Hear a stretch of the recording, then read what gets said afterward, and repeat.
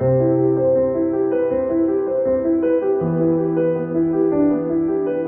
mentor, Dr. Nilen Shah, who is a legend, so it's going to be a difficult task for me. Please help me and support me. Age. When did age actually become an indication for surgery? I mean, there is a chronological age as well as a physiological age. This is Jaya Bachchan, who's in her 70s. And this is Rekha, who's also in 70s. So if you take age into consideration for deciding what surgery you want, it'll get very confusing.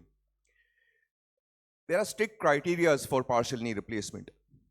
Anteromedial bone-on-bone osteoarthritis, pristine lateral compartment, varus of less than 15 degrees, which should be correctable, intact ligaments, and flexion deformity of less than 15 degrees. There is no way age or BMI is mentioned in indications for fixed or mobile bearing.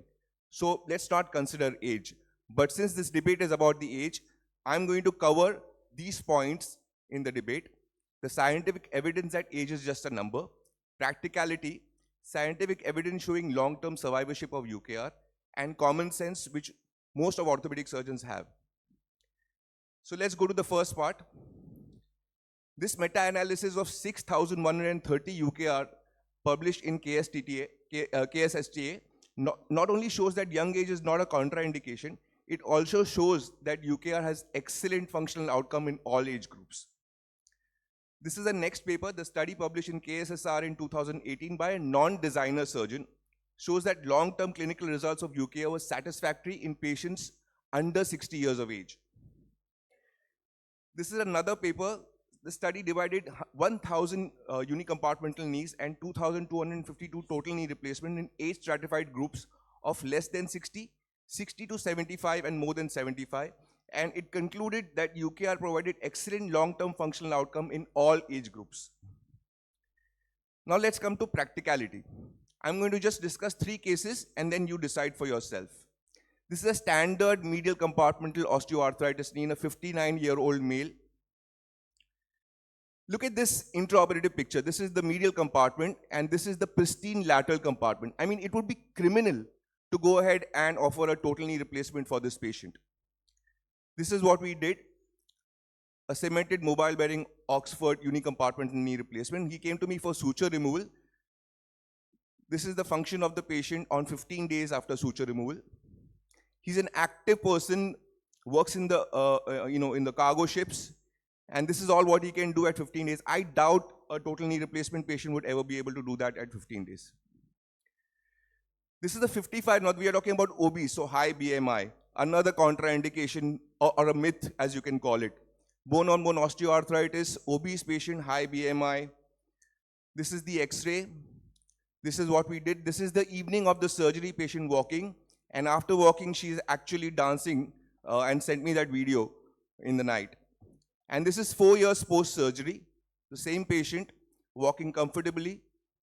So the criteria is never age or BMI. The criteria is bone-on-bone osteoarthritis, correctable varus, and pristine lateral compartment. This is a 53-year-old gross varus. This is the last case, gross varus deformity. But it is correctable, as you can see. This is the intraoperative pictures. Completely shattered medial compartment, completely normal, pristine lateral compartment. This is what we did, a bilateral one-stage partial knee replacement. And this is the function of the patient 2 years after surgery.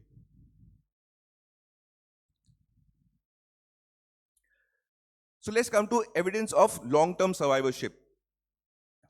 It is a known fact that it is published in JBJS in 2016, showing that revision rate decreases with increase in caseload. So if a surgeon is operating more than 30 unicompartmental knee replacement surgeries, he has a lower complication and lower revision rate as compared to somebody who's doing less than 30. So high volume centers have lower revision, lower complications of unicompartmental knee. This study shows, and it was published in 2025, 10-year follow-up of patients operated at age of 60, shows that even if the radiological picture shows progression of lateral compartment osteoarthritis, symptomatically and clinically, the patient has excellent outcomes at 10 years. This female was operated by a well-done TKR. She was operated at 55. by a senior experienced surgeon, a good TKR done. But at 10 years, she came to me with this X-ray loosening. Just give me 2 more minutes. Sorry, 1 more minute. Loosening and severe synovitis. At 65, I had to go ahead, build up the tibial defect and do a constrained implant. It was not a very good feeling to do this at a 65 years of age. So that brings me to the next paper. If we do a 55-year, if a patient of 55 years, you do a UKR and it fails at 10 years, we can go ahead and do a primary TKR, which gives excellent long-term results for a primary TKR. But if the same patient operated at 55 for a total knee and fails at 10 years, you're going to do a revision TKR, which we don't know what the survivorship of that implant is going to be like. So registry data is very, very biased. I heard that in the earlier talk. For unhappy UKR patients with a picture-perfect X-ray, most of the surgeons will go ahead and go down and do a revision surgery. Just imagine if that patient had a total knee replacement but is unhappy with a picture-perfect X-ray. How many of us are actually going to go down and do a revision surgery? So UKR-to-TKR count is counted as a full revision, but a poly exchange is not counted. And the registry is dominated by young surgeons with low volume, so it is completely skewed. And logic, if you buy a brand new car, a young car, and if one tire is punctured, are you going to change all the 4? Then why would we want to do it for the knee if only one compartment is destroyed? So I request you to please present the conclusions for the sake of time. Just to the chairman and the moderators, I'm competing with Dr. Nilen Shah. He's a lion, I'm a mouse. I need 1 more minute, okay? This is our study published in 2025 showing 96.85 midterm survivorship at midterm. And this is an Indian scenario. Thank you for your attention.